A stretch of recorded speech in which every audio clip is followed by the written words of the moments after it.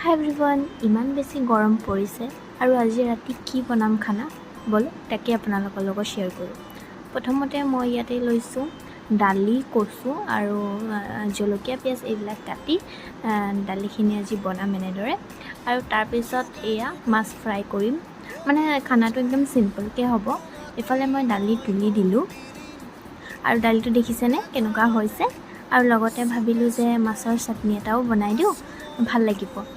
আৰু মাজতে মোৰ ইমান বেছি গৰম লাগিলে তো ভাবিলোঁ কিবা এটা খাই লওঁ, সেইবুলি মই ইয়াতে বনাই লৈছোঁ ক'ল্ড কফি। আৰু দেখিছেনে এই কফিটো 3-in-1 কফিটো যে হয় সেইটো, মানে ইয়াতে চুগাৰ মিল্ক চব থাকে, কিন্তু হ'লেও মই অলপ দি লৈছোঁ গাখীৰ। আৰু এয়া কফি ৰেডি। আৰু ইয়াতো মই আইচো দিছিলোঁ, কিন্তু সেইখিনি ক্লিপ উঠাবলৈ থাকিলে। আৰু লাষ্টত এয়া ভাত সাজ কেনে লাগিছে জনাব। আৰু আজিলৈ মানে বাই।